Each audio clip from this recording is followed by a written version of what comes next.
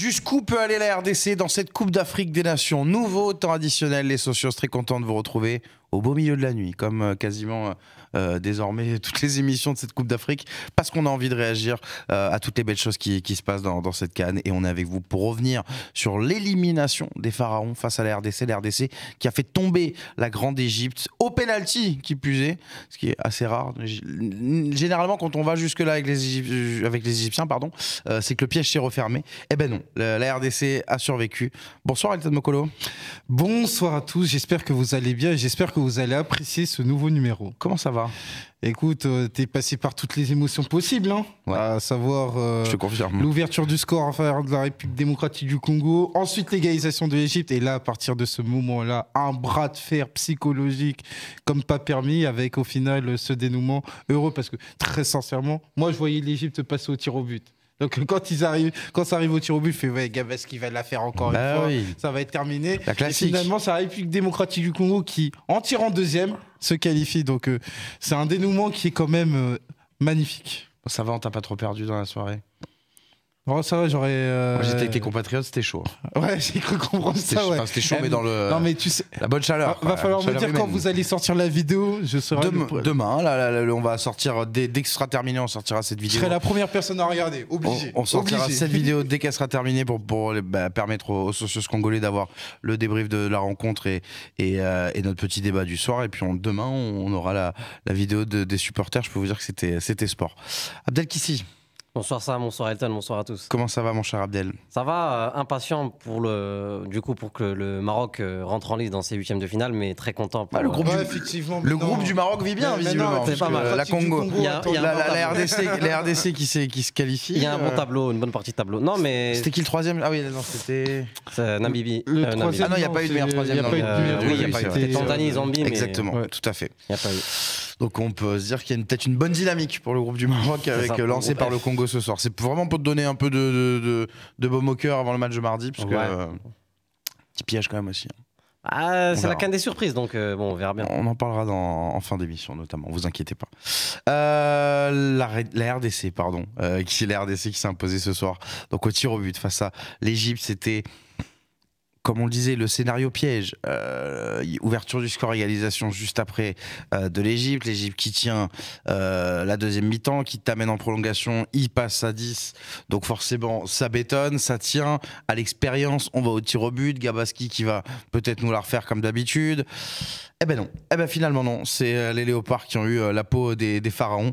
Belle rencontre, Elton, mine de rien, de la part du Congo, qui pour le coup a vraiment essayer de gérer, de maîtriser et de prendre en main son destin sur ce huitième de finale. Ouais, c'est vrai qu'on savait que c'était un match qui serait très compliqué, notamment sur la dimension émotionnelle, parce que c'était le premier match éliminatoire pour les deux équipes, et notamment pour la République démocratique du Congo, qui n'avait pu participer à ce type de prestation depuis le match contre Madagascar en 2019. Ça commence déjà à remonter, ça faisait 5 ans.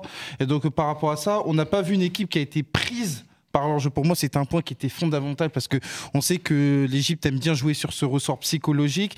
Et à partir du moment où, dans un premier temps, tu arrives à entrer dans ton match, tu arrives justement à regarder droit dans les yeux l'Égypte, et qu'en plus, tu arrives à mener au score, notamment sur un concours de circonstances avec le but de Meshak Elia, et bien là, tu étais clairement dans ton jeu. Et quand bien même il y a eu ce penalty inscrit par Mostafa Mohamed, j'ai jamais vu une République démocratique du Congo prise par les émotions, prise par l'enjeu. On a vu plus la justesse technique ce soir qui a manqué pour éviter d'avoir 120 minutes de rencontre. Pour moi, c'était un impératif, parce qu'il fallait que sur la dimension émotionnelle, tu sois impeccable. C'était déjà le cas contre le Maroc, ça s'est répété ce soir.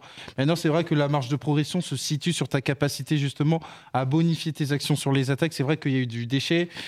Ça s'explique aussi en partie par le fait que Kakuta, qui était ton leader technique, qui était ton principal créateur, est absent de dernière minute. Donc il a fallu se reconditionner pour avoir une équipe sans Gaël Kakuta.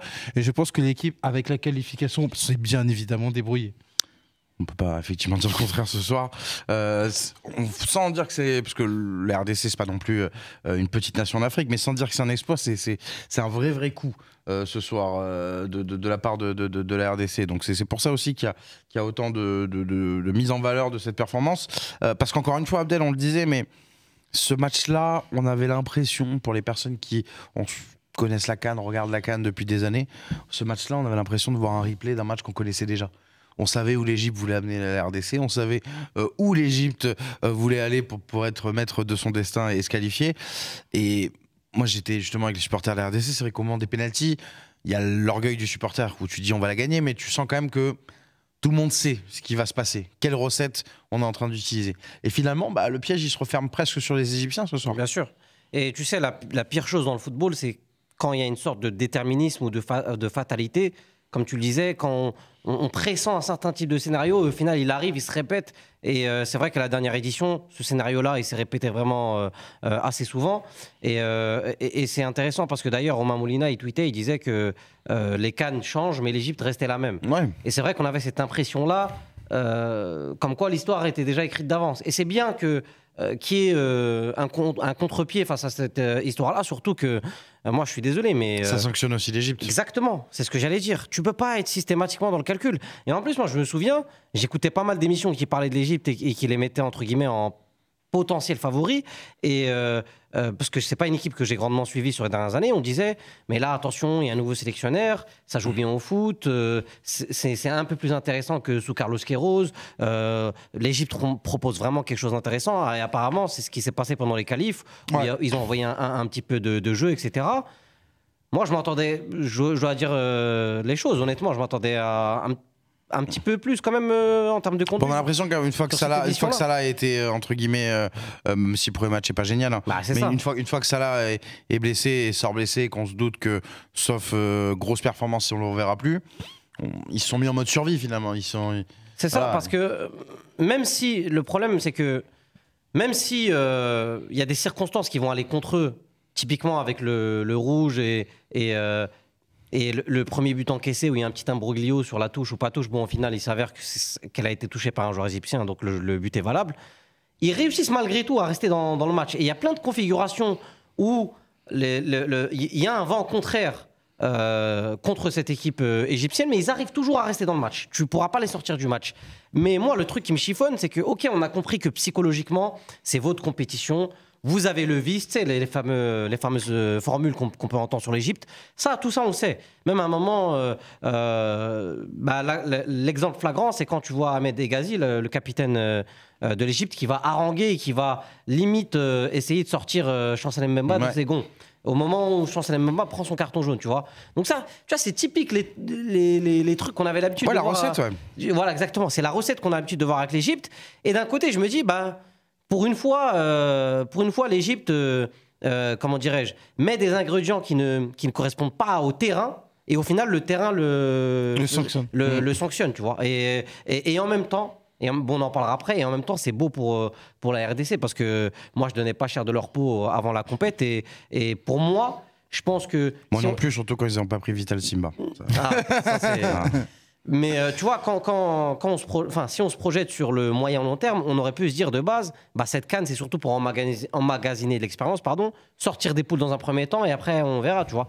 Et donc là, je pense que sur cet aspect-là, c'est déjà un très bon point de... C'est intéressant ce que tu dis, Adèle, parce que pour le coup, Elton, c'est un peu moi l'image que je ressors de jeu, ce que j'espère pour l'instant être qu'un début de CAN pour la RDC, mais c'est que face au Maroc et face à l'Égypte, qui sont, on va dire, les deux matchs les plus, pas forcément importants, mais en tout cas les deux matchs les plus surveillés de ces deux équipes, de cette équipe depuis le début de la compétition, c'est une équipe sans complexe.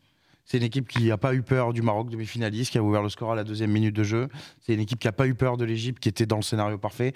C'est une équipe qui, pour le coup, a tenu tête à chaque fois et est restée debout et à chaque fois, pour le coup, s'en sort très très bien. Ce qui est marrant, c'est que dans les deux cas, tu as des contrastes saisissants. C'est-à-dire que tu avais eu le match au retour de barrage face au Maroc et tu as eu ce match de poule où les deux visages affichés sont complètement différents. Au Maroc, on avait vu une équipe qui était rapidement résignée après l'ouverture du score précoce. Il n'en a rien été à l'occasion du deuxième match. Et face à l'Égypte, il faut se souvenir qu'il y avait eu la rencontre en 2019, après la défaite face à l'Ouganda de Sébastien Desabre, où tu perds 2-0, tu prends 2 buts au bout d'une mi-temps et derrière, tu reviens plus. Et là, on a vu une République démocratique du Congo qui, à la différence de 2019, est arrivée avec un esprit résolument combatif. Pour moi, c'est l'un des principaux héritages de cette République démocratique du Congo, à l'occasion de cette CAN, à savoir que la personnalité affichée durant ces matchs-là, à l'exception de la Tanzanie, mais c'était pour des considérations différentes, a été impeccable, a été décomplexée. Faut pas oublier que la République démocratique du Congo, quand bien même ils ont loupé la CAN au Cameroun, arrivait avec cet objectif clamé par Sébastien Desabre, et mine de rien, il a un match, c'était la demi-finale. Alors oui, il a quand même modéré son discours en disant, dans un premier temps, il faut sortir des poules, arriver en huitième de finale, ensuite il y a les quarts de finale, et l'objectif final, c'est la demi-finale. Il fallait être sacrément gonflé quand tu regardes la dynamique récente de la République démocratique du Congo.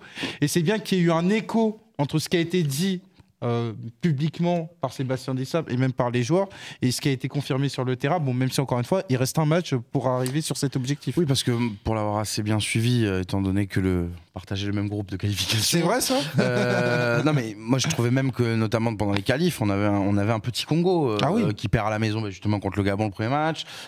Tu peux raconter dans des circonstances invraisemblables avec le Gabon qui jusqu'à quelques minutes du match n'est pas encore arrivé au stade pour un imbroglio à l'aéroport. Oui, c'est vrai, avec la moitié des joueurs. Non mais globalement on avait vu que ce soit face à la Mauritanie, face au Soudan, une équipe assez ledge, comme on dirait, comme disent les vieux en France. Voilà, je sais pas, j'avais pas d'autre adjectif. Il est 3h du matin, faut m'excuser. Mais voilà, une équipe quand même, tu te dis bon. Ça va être tendre pour ça va peut-être aller à la CAN, mais ça va être tendre pour le reste. Non mais ça, il faut se rendre compte de l'histoire. Après la deuxième défaite contre le Soudan, à l'époque, moi j'avais participé à un Space, la tonalité générale après cette deuxième défaite, et tu sais qu'on est dans une poule à 4, c'était rasons tout pour préparer pas la CAN en Côte d'Ivoire, mais la CAN au Cameroun. Maroc. Donc on était déjà... Maroc, non.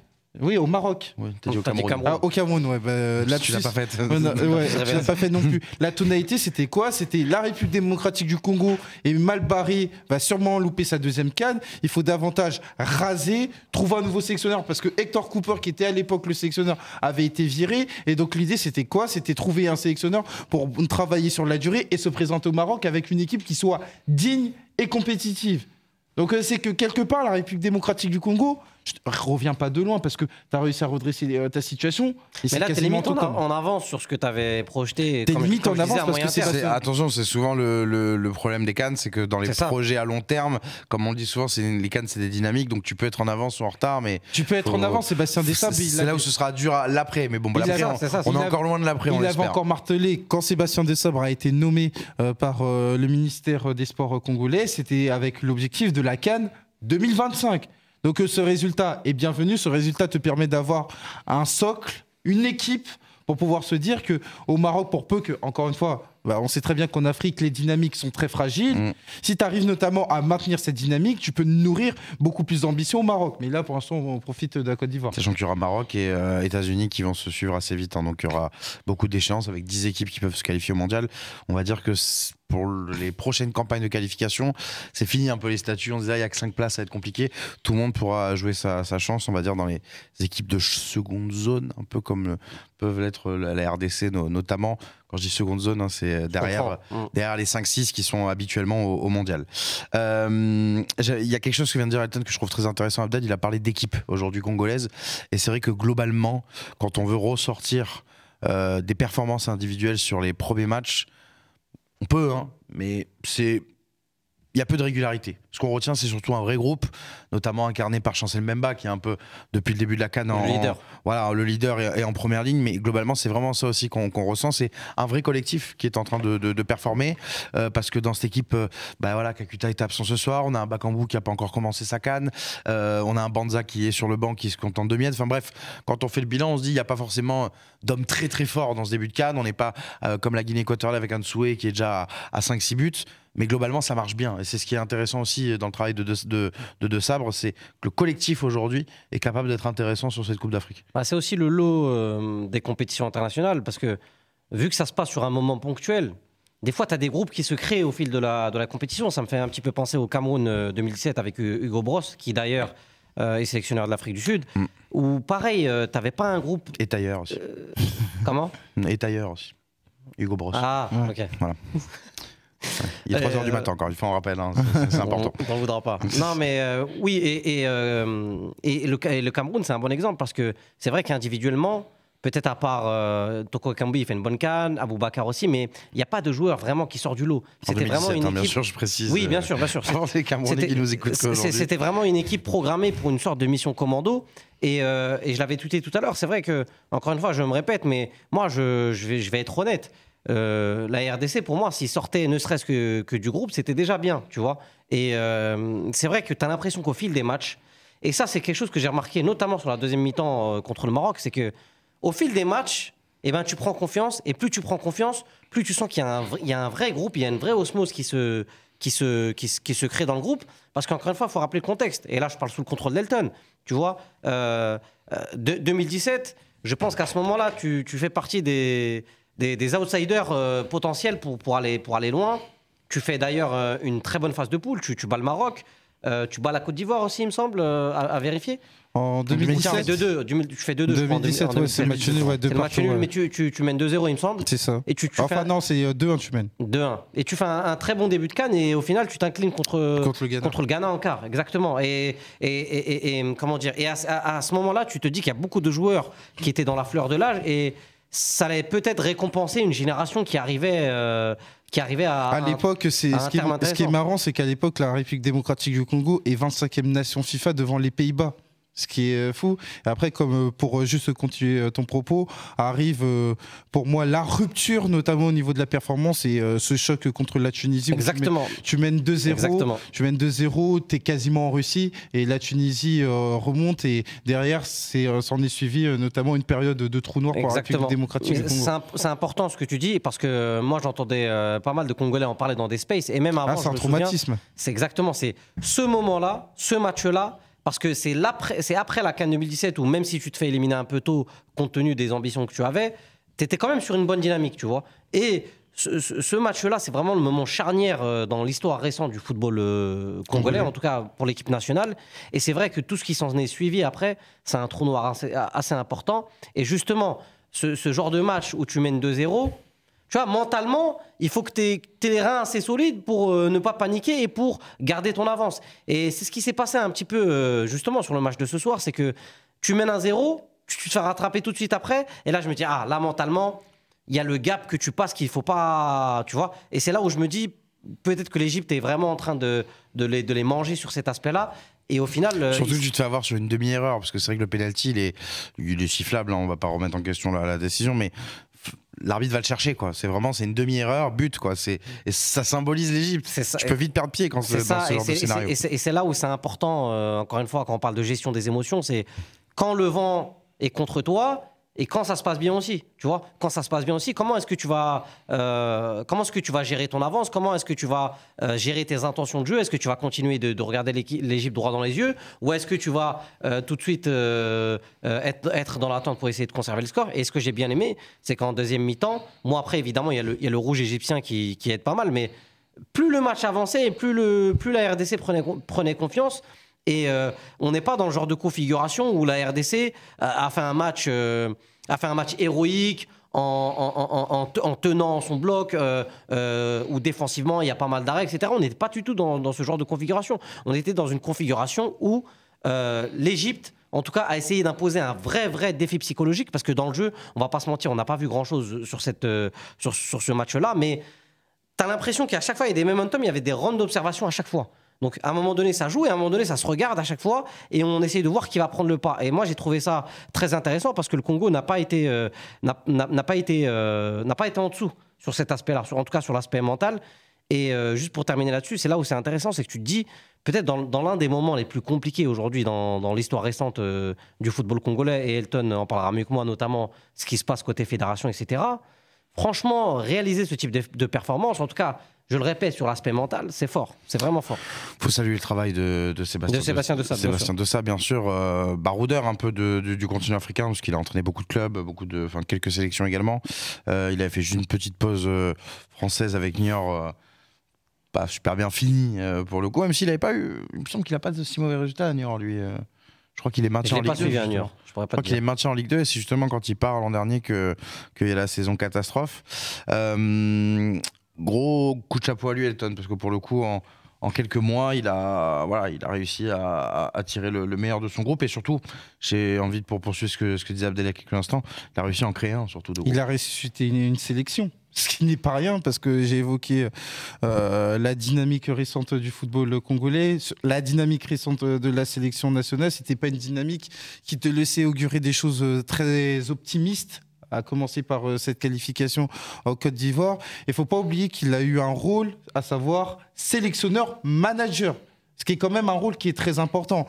Je vais vous donner une anecdote qui nous paraît, entre guillemets, banal d'un point de vue européen, mais il y a eu un stage à Abu Dhabi qui s'est parfaitement bien passé parce que ça a été à son initiative, ce qui t'a permis de te préparer, ce qui t'a permis de jouer deux matchs amicaux où si tu n'as pas gagné face à l'Angola et face au Burkina Faso, ça t'a permis de faire une revue d'effectifs, ça t'a permis d'avoir une remise à niveau pour certains joueurs qui en avaient besoin à une période de l'année qui était très importante dans une optique de CAN.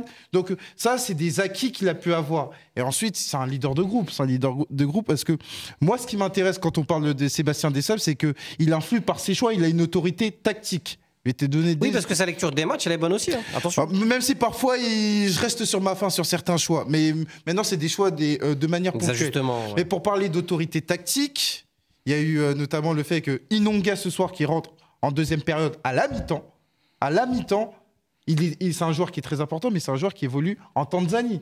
On aurait pu être sur un sélectionneur qui arrive et qui se dit, voilà, les joueurs qui sont en Europe, je vais les aligner et tout, et je vais me construire autour de ça. Il y a une vraie connaissance du il travaille, continent. Voilà, il y a une connaissance du continent. Il y a Mayele qui a débuté le 3e match face à la Tanzanie. Et pourquoi je te dis la Tanzanie? Parce que Mayele aussi, il connaît le continent. Donc ça, c'est des éléments qui sont très importants.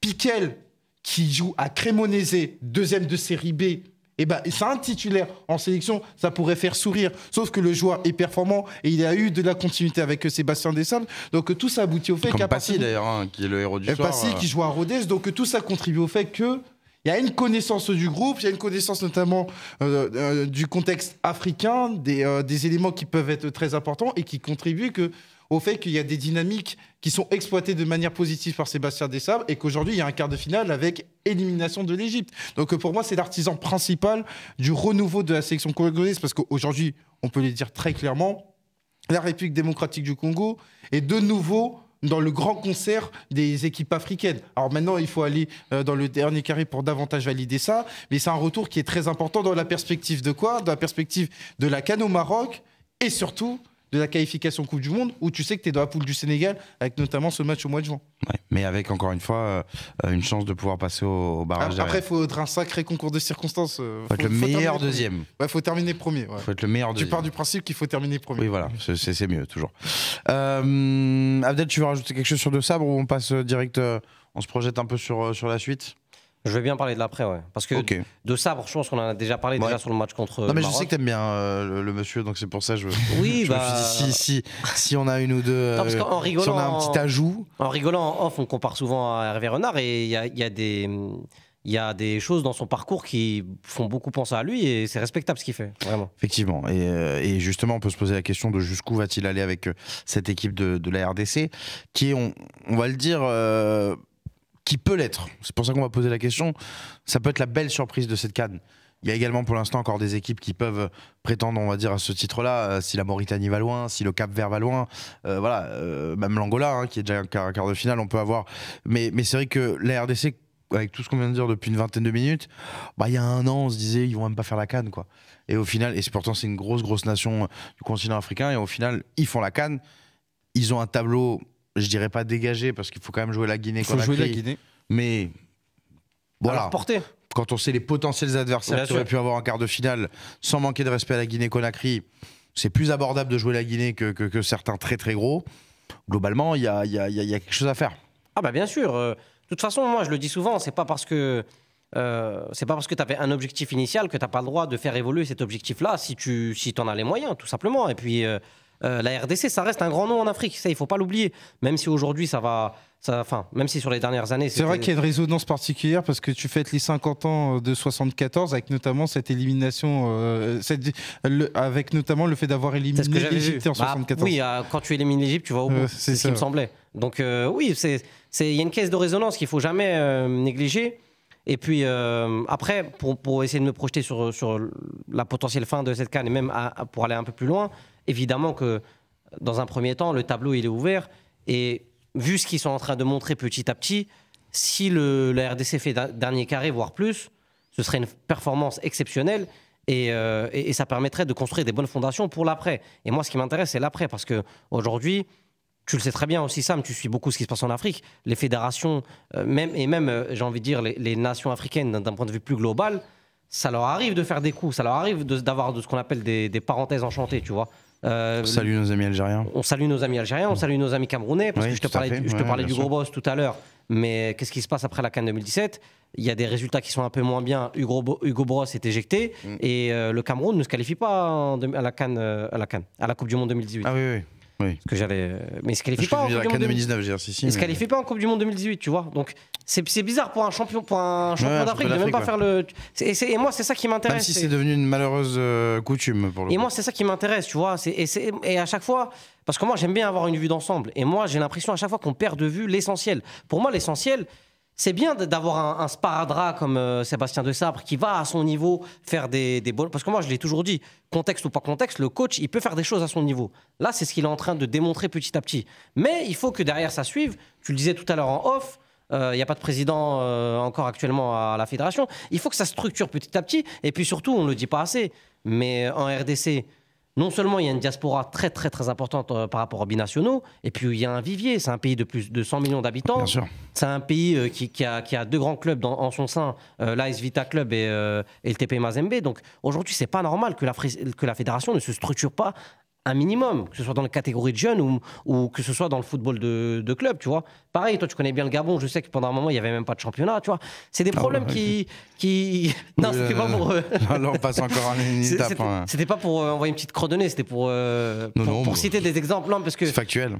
Tu sais très bien qu'en Afrique, malheureusement, on aime bien se reposer sur, comme je le disais tout à l'heure, sur une parenthèse dorée, et on n'aime pas construire quelque chose de plus structurel. Et moi, c'est ça qui va m'intéresser pour le Gabon qui va à la dernière CAN, qui fait une très bonne performance, on est le meilleur exemple d'ailleurs, hein, qui est dans le groupe du Congo, qui pendant un an avait poursuivi un peu cette parenthèse enchantée, avait des résultats, était devant le Congo, et puis on a rappelé... Et Patrice Neveu qui faisait le taf pour le coup, Patrice Neveu faisait le taf, on a rappelé Aubameyang, on a rappelé Lemina pour le match contre le Congo, 2-0 pour le Congo à Franceville. Voilà, c'est vrai qu'à ce moment-là, la parenthèse, elle revient dans parce que je pense qu'Elton, juste pour terminer là-dessus, je lui pose la question...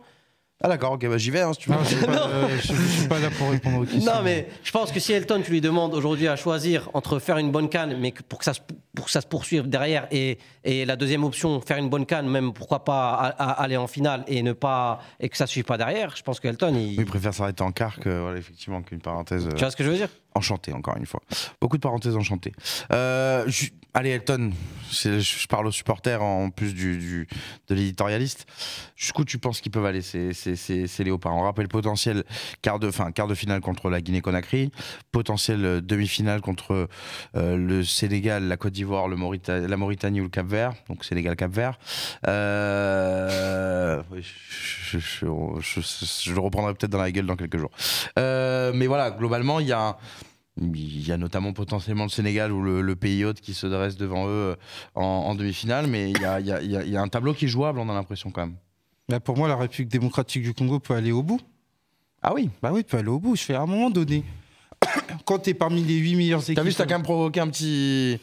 La gorge, c'est vrai que là, j'ai quand même enchaîné les émissions, mais à un moment donné, quand tu es dans les 8 meilleures équipes, quand tu as un tirage face à la Guinée qu'il faut encore une fois respecter, tu peux pas arriver, même si tu n'as pas gagné contre le Maroc, même si tu n'as pas gagné contre l'Égypte, mais tu as quand même eu des performances qui ont été plus que satisfaisantes, tu peux pas arriver notamment avec cet acquis et te dire qu'on va se cacher.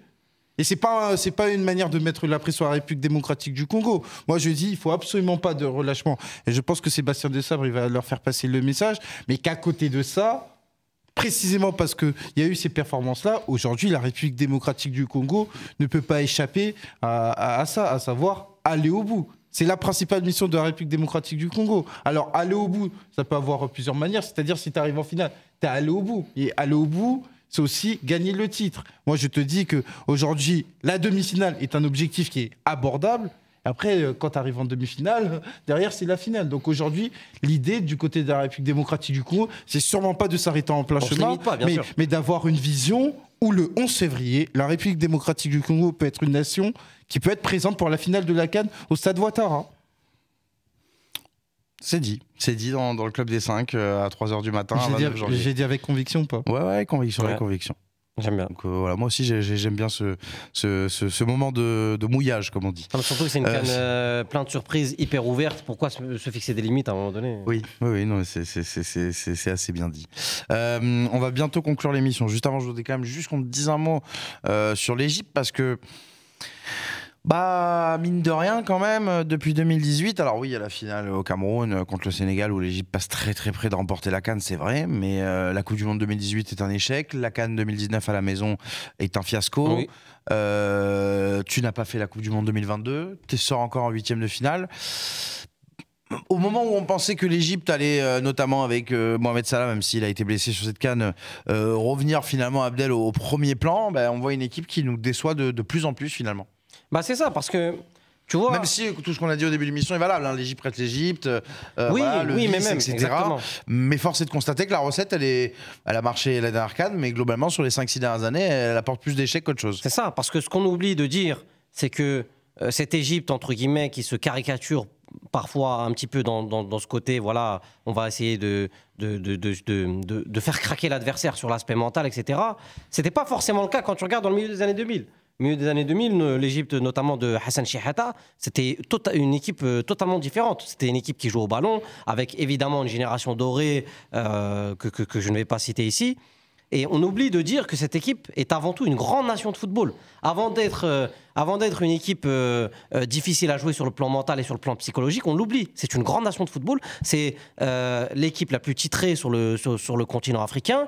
Et c'est une équipe pour qui le terrain était important. Parce que j'ai l'impression qu'on a tendance un petit peu à l'oublier. Et parce que ce qui se passe sur les dernières CAN, c'est pas forcément représentatif du football égyptien. Par contre, là où je peux rejoindre les critiques sur cette équipe, c'est que cette caricature-là, ils peuvent s'en prendre quand même aujourd'hui, les Égyptiens. Pardon, je vais y arriver. Parce que les sélectionneurs passent et partent, mais c'est vrai que depuis quelques années, tu t'enfermes un petit peu là-dessus. Et moi, tu me connais maintenant, j'aime pas trop les poncifs par rapport au foot africain. On aime bien dire oui, mais en Afrique, eux, ils ont compris comment il fallait jouer, ils ont la recette. Limite, en gros, quand tu es dans une compétition africaine, tu peux pas jouer au ballon, tu peux pas gagner purement avec des arguments sportifs sur le terrain. Ils ont quand même essayé de faire évoluer le modèle. Pas sur ce match-là, pas sur cette CAN-là. Après, ils ont été rattrapés par une forme de pression. Et même, oui, voilà, parce que moi, je pose la question, mais est-ce que vraiment la blessure de Mo Salah t'handicape autant collectivement? Non, moi, j'adore Mohamed Salah, bien mais sûr. C'est un joueur qui fait des différences. Mais donc, dans un cadre de jeu collectif... Exactement. Non, mais regarde. Tu vas peut-être perdre un peu plus de c'est ça. Perdre un impact, mais voilà. Mais... Parce que, admettons, on enlève... Et de là, tout changer. C'est ça. On enlève Mo Salah de l'équipe. Peut-être que tu vas perdre en capacité différentielle, à faire des différences en 1 vs 1. Mais collectivement, en plus, on m'a dit que c'était un coach qui travaillait bien en termes de jeu, en termes de contenu. Collectivement, je suis désolé, sur cette CAN, on n'a pas vu grand-chose de la part de l'Égypte. T'as eu un déficit de créativité. Ouais. En plus. Et tu peux vraiment dire merci Mostafa Mohamed. Tu gagnes aucun match. Ouais, 4 matchs nuls. Tu gagnes aucun match et ça c'est pas normal. Et puis qu'est-ce que j'allais dire? Et puis oui, deuxièmement, sur le match en tout cas de ce soir face à la RDC, le coach en la personne de Rui Vitória, pour moi, il a été, son coaching a été vraiment peureux. Non, mais je vois pas comment il peut s'en sortir. Je vois pas comment il peut s'en sortir, à savoir. Son coaching, il a pas été ambitieux. Je suis désolé. Oui, l'Égypte arrivait avec de bonnes ambitions, et moi, je les voyais aller au bout sur cette CAN, et je vais pas me défausser par rapport. J'adore à la CAN, tout le monde voit des équipes qui sont éliminées très très tôt aller au bout. Non, mais je vais pas me défausser par rapport à ça. Mais maintenant, encore une fois que tu as dit ça, Sam, on parle de l'Égypte. 7 fois vainqueur de CAN, finaliste de la dernière CAN au Cameroun, et qui non seulement termine deuxième derrière le Cap-Vert, avec tout le respect qu'on doit mettre pour le Cap-Vert, et qui termine au tir au but contre la République démocratique du Congo, qui fait son retour à la CAN. C'est-à-dire que tu n'as même pas gagné un match. Ça fait désordre, et tu as pris 7 buts sur cette CAN en Côte d'Ivoire. C'est plus que lors de la CAN 2017, 2019, 2021. Forcément, Rui Vitória risque de ne pas s'en sortir. Ouais, effectivement. Et il va falloir peut-être rehausser ses ambitions pour l'Égypte lors des prochaines CAN. La recette ne fonctionne peut-être plus. Elle n'a peut-être plus la même saveur ni le même goût. N'importe quelle équipe aujourd'hui.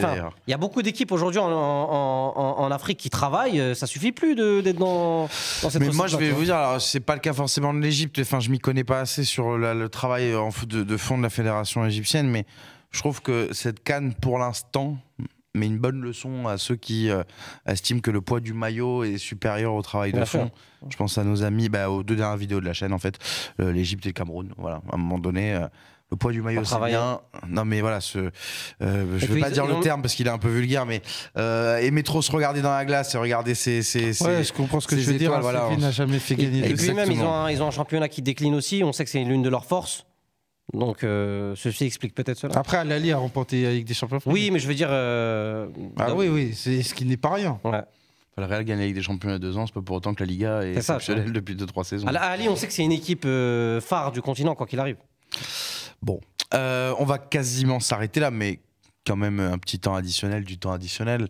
L'instant au tableau, Winamax, notre partenaire historique, bien sûr, vous connaissez cette rubrique ou pas, parce que vous êtes plus de 5000 personnes à avoir rejoint la chaîne du Club des 5 depuis le début de la CAN. Donc si vous découvrez cette rubrique, c'est le moment où les chroniqueurs du Club des 5 pronostiquent sur les matchs de la CAN et des 5 grands championnats européens d'ailleurs. Le principe est simple, ils me donnent tous les deux un prono qui a une cote sur le site de Winamax. Nous, on tient un tableau des résultats. Si le prono est bon, vous remportez les points équivalents à la cote. Et derrière, donc ça s'ajoute à votre classement. Le classement, on va le voir en quart de finale, puisqu'on avait dit en 8e, mais c'est ma faute, je l'assume. Je prends la responsabilité, j'ai oublié de le demander pour les 8e. Donc on le verra en quart. Ce que je peux vous dire, c'est qu'on a un nouveau leader, qui est ici notamment, mais qui n'est pas Elton Mokolo. Et qu'il y a quelques places qui ont bougé pendant cette Coupe d'Afrique. On va aujourd'hui pronostiquer sur les matchs de mardi, puisqu'on a fait ceux de lundi plus tôt dans la journée. Donc les matchs de mardi, 2 matchs au programme, avec notamment le Maroc qui affrontera l'Afrique du Sud et nos amis maliens également qui seront en lice dans ces 8e de finale. J'ai un tout petit trou de mémoire, le Mali qui jouera le Burkina Faso, tout à fait, effectivement, qui s'est qualifié dans le groupe de l'Algérie. Je commence avec toi, Elton, justement, Mali-Burkina. Qu'est-ce que tu nous proposes comme code? Alors, je suis parti c'est le Wagner-Ico un peu. Je suis parti sur le Mali. Une cote qui est vraiment très intéressante, une cote qui est à 2,35. Alors le Mali, certes, a terminé première de sa poule, mais j'ai le sentiment qu'ils auraient pu faire mieux. Et j'ai dans l'idée que justement, en faisant mieux, ils vont briser ce signe indien, c'est-à-dire que sur les dernières CAN, ils terminent en 8e de finale. Et donc par rapport à ça, contre le Burkina Faso, j'attends un peu plus du Burkina Faso également. Ils vont faire le travail. C'est un peu l'inverse, le Burkina qui a fait demi-finale de la CAN avec moins d'armes, et le Mali moi j'ai dans l'idée qu'ils vont aller battre le Burkina Faso, donc c'est pour ça que je suis parti sur une cote à 2,35, parce qu'ils sont en capacité de réunir des arguments très intéressants, à savoir l'assise défensive, parce que l'assise défensive, ils ont pris un but, si je dis pas de bêtises, ouais, c'est bien ça. Ouais. Ils ont pris un but encaissé, et même offensivement contre la Tunisie, et offensivement, Sinayoko est capable de se distinguer. Le Mali, donc, qui est attendu dans cette CAN, parce que, comme tu viens de le dire, Elton, souvent attendu, mais souvent déçu avec les Aigles. Là, cette année, il y a peut-être la place de faire quelque chose dans une partie de tableau qui est quand même pas très, très, très, très simple. 2,35 donc pour Elton, c'est le pari du soir côté Elton Mokolo. Abdelkissi, c'est à vous. Ce que tu disais, c'était la transition parfaite pour mon prono. Ah oui. Ouais. T'as pas joué le Maroc? Non, parce que... Je veux pas ce genre de match, je veux pas encore pronostiquer là-dessus. C'est quoi, je vais te dire un truc, je vais le dire. Vous me décevez beaucoup, les Marocains. Vous manquez beaucoup d'audace. Là, je commence à voir sur Twitter oh, il fait chaud à San Pedro, il fait humide, etc. Oui, mais, moi, c'est pas mon discours. Est-ce que vous êtes favori de cette CAN ou mais moi, j'ai toujours assumé. Ah, mais ça m'exaspère, ça. Aucune confiance en votre équipe. On en rediscutera. Le Burkina Faso, donc 2,45. Juste avant, on a quand même pas parlé du prono que j'ai fait rentrer. Bon, t'as dit que j'étais leader, mais. Oui. Et je pense que j'ai battu un record dans l'histoire de l'émission. Non. Ah ouais? Ouais, parce que t'as 12 quand même. Devant toi, quelqu'un qui avait trouvé un France-Pologne 3-1 côté à 13 à la Coupe du Monde. Samy. Non, moi. Toi Samy. Non, c'était Walid. Samy. Non, c'était moi, France-Pologne. Ah oui, c'est vrai. Ah, oui. Ah bah excuse-moi. Avec Lloris qui m'arrête le penalty de Lewandowski qui a retiré et Lewandowski qui marque. C'est fort, magnifique. c'est fort. Mais donc voilà, donc non, c'est pas record. Ouais, pas de souci. Bah du coup pour en revenir. Comme je suis très imbu de ma personne, je me permets de te le rappeler. Non mais t'as raison, t'as raison.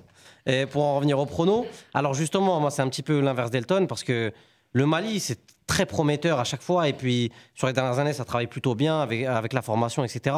Mais il y a toujours cette petite bascule, cette petite bascule mentale où ils n'arrivent pas à switcher. Et à chaque fois, ils sont tout proches. Déjà, pour moi, ils étaient supérieurs à la Tunisie lors du barrage pour la Coupe du Monde. Et au final, ils perdent 1-0 en encaissant un but contre son camp. Et ils sont incapables de faire la différence au retour. Je te le dis, à chaque fois, ils sont tout proches, mais ils n'arrivent pas à switcher. Ils n'arrivent pas à passer cette fameuse bascule mentale. Et je pense que ça ne sera pas le cas non plus sur cette édition avec...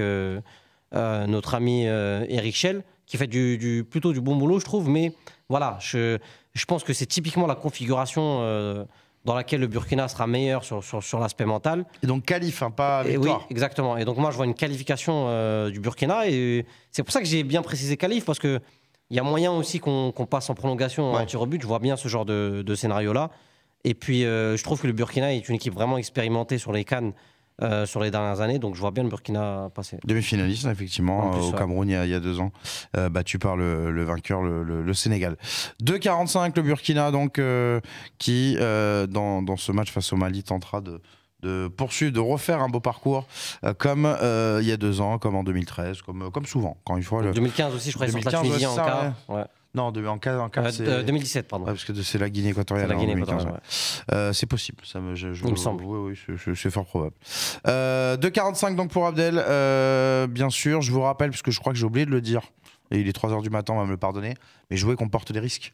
Donc bien sûr, si vous souffrez de quelconque problème lié au jeu en ligne, que vous ne le faites pas pour vous amuser comme on vient de le faire en ce moment, eh bien, vous avez le numéro qui est affiché en bas de votre écran depuis le début de la chronique.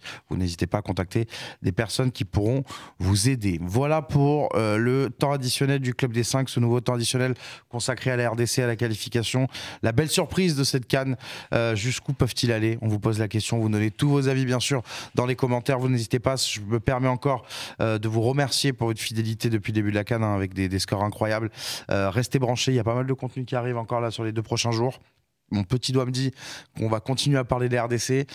Il y a aussi une petite soirée qui se prépare du côté de la... Enfin, pas de la Côte d'Ivoire, mais on va dire de la partie de la Côte d'Ivoire en France sur Côte d'Ivoire-Sénégal qui va être intéressante à voir. Donc voilà, restez branchés sur la chaîne du Club des 5. Merci beaucoup Elton Mokolo, Abdel Kissi, les veilleurs de nuit du Club des 5. Mais c'est pour offrir le meilleur contenu. Merci également aux équipes du Club des 5 qui ont préparé cette émission. Fares, Barnabé, Henriquet qui étaient avec nous ce soir. Merci à vous, encore une fois, les socios, d'être présents. Un maximum de pouces bleus. Vous commentez, bien sûr, sous la vidéo. Et puis, moi, j'ai juste à vous dire à bientôt sur la chaîne du Club des 5. Ciao. Salut.